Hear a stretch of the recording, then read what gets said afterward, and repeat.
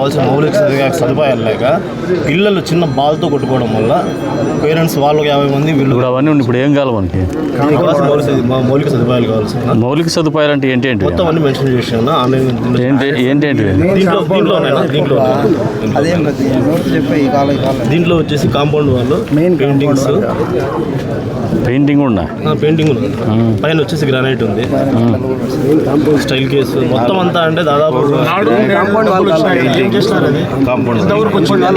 Estimation ఏంది లేదు నాడు లేదు ఏది లేదు. ఇది కూడా సిఎస్ఆర్ పెట్టించండి, అయిపోయింది. చేయిస్తాం. మీతో కన్సల్ట్ చేస్తాను. ఇక్కడే ఇప్పుడు కమిషన్తో కూడా మాట్లాడినాను. వాళ్ళే చేపిస్తారు. మీరు ఎవరితో చేయిస్తారో మీరు వాళ్ళు కలిసి రేపటికల్లా నాకు చేయండి. చేయించే బాధ్యత మీకు ఈ పీజీఆర్ఎస్లో యూఆర్ ద కాంపిటెంట్ అథారిటీ. మీరు రేపటికల్లా నాకు చేయించి పెట్టండి. ఇంకా తాగే నీళ్ళు అడుక్కునే పరిస్థితులు ప్రజలను పెట్టకూడదు మనం.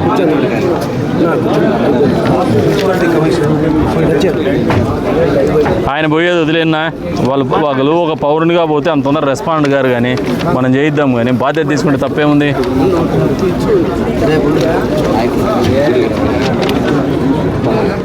సార్ ఇంటి ముందు పోల్ పెట్టి కరెంట్ ఆయన రమ్మన్న లైన్మెన్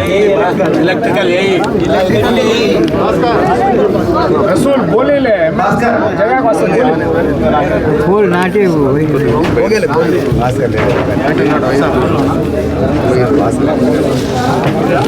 सर एजुकेशन लोन का इन्वेस्टमेंट अगर को मैं करते नहीं सर इन्वेस्टमेंट अगर को ऑलरेडी इन्वेस्टमेंट अगर करें बच्चे को वास्ते ये रखोगे तो सैयद दिल्ली में सैयद के भाई उन्होंने मंडी सैयद उन्होंने रजिस्टर ऑफिस में मार्टिकेट लगते हैं तो एक एंडोमेंट में जगह ऐसा अगर करते नहीं लगते सहूलत करा देंगे खाली मार्टिकेट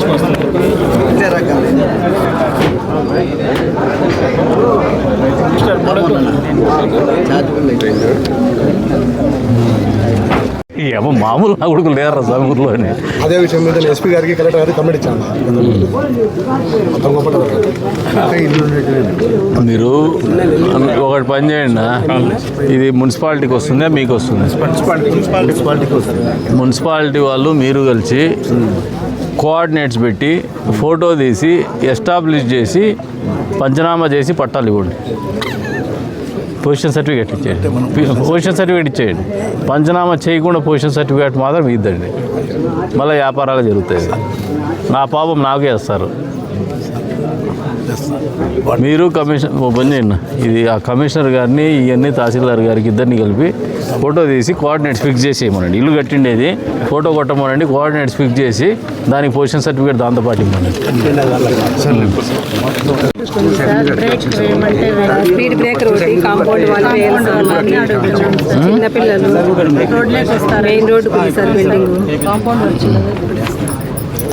ఇదేం రిజిస్టర్ చేయద్దులేన్న చెప్పేసి శివ వాళ్ళకి చెప్పేసి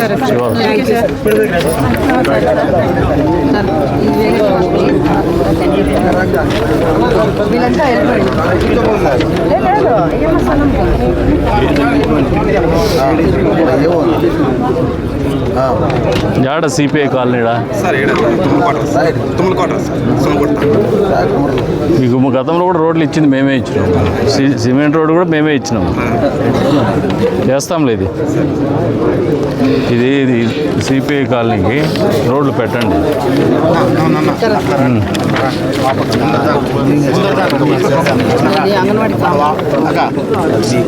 హలో హలో ఎవరు? సలాం. బాద్ మే కరోజు అయిందిలే, అది అయిపోయింది, ఆల్రెడీ ఇచ్చినాము. ఇప్పుడు 50 సెంట్లు ఇస్తున్నారు. హమాలి కాలనీకి ఎట్లా ఇస్తారు మరి? 50 సెంట్లు సరిపోతుందా? మరి ఇస్తానర్లే.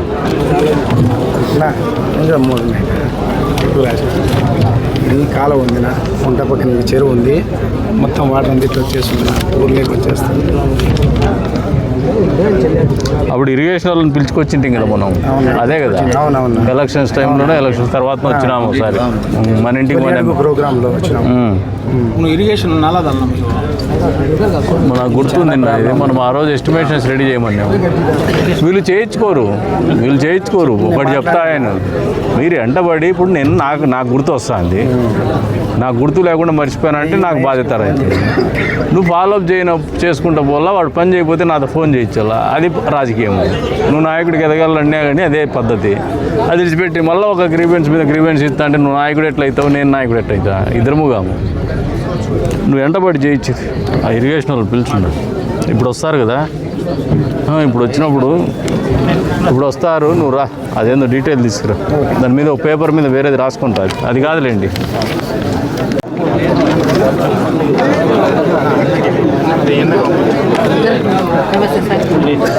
ఒక 2 నిమిషాలు ఉంటే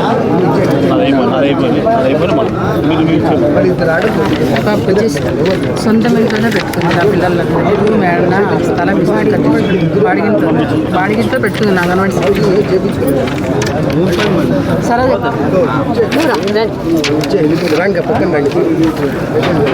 మీరు వచ్చేయండి.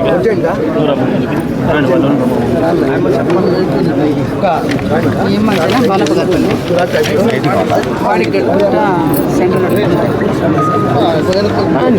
నిన్న రమ్మంటాను. అర్జీలు ఇచ్చేసినప్పుడు అడ్డం లేకుండా వెళ్ళిపోతూ ఉంటుంది.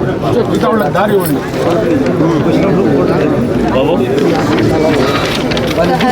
కంపౌండ్ వాళ్ళు కావాలి సార్. పిల్లలు చిన్నపిల్లలు కదా, కొంచెం ఎత్తు వాళ్ళ పంపించే లోపల గవర్నమెంట్ స్కూల్ కాబట్టి ఏమి సార్ ఒక 2 నిమిషాలు వెయిట్ చేయండి. వాళ్ళు 2 నిమిషాలు వెయిట్ చేయండి.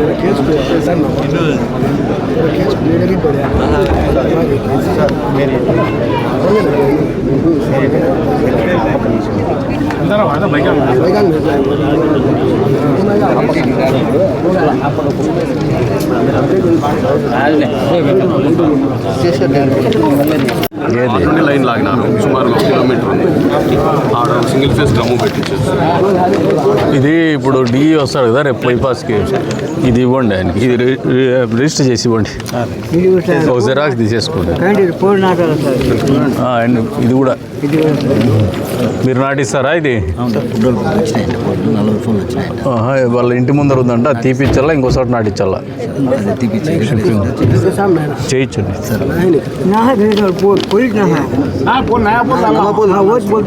చేయించేసేయండి.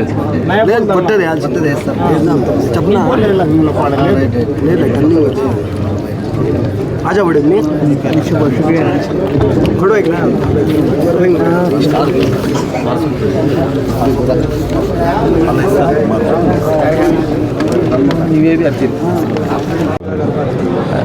నన్ను కూడా అర్థం చేసుకొని కొంచెం. ఇప్పుడు కూడా వీళ్ళ కోసం డిస్ట్రిక్ట్ ఆఫీసర్తో మాట్లాడాను సార్.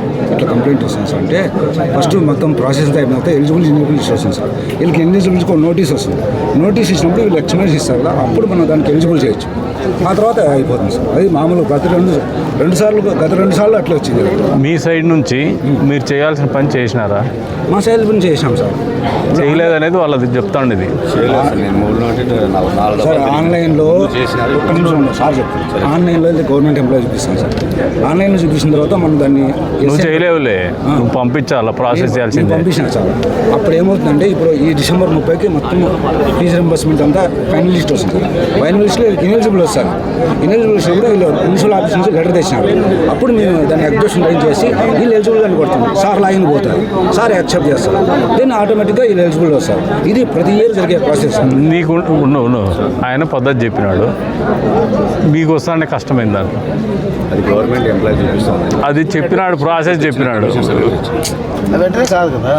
విను, నువ్వు లెటర్ తెచ్చినప్పటికీ ఆన్లైన్లో సిస్టంలో నువ్వు గవర్నమెంట్ ఎంప్లాయీ అనేది చూపించేటప్పుడు దానికి కరెక్ట్ చేయాల్సిండేది హైర్ అథారిటీసే చేయాలి. ఈయన దగ్గర చేస్తే రోజుకు 30 మందిని చేసి లెక్క కొడతారు. ఇట్లా అదొక పెద్ద స్కామ్. మళ్ళీ దానికి చెక్స్ అండ్ బ్యాలెన్సెస్ వేరియస్ లెవెల్స్లో ఫైల్ సర్క్యులేషన్ ఉంటుంది.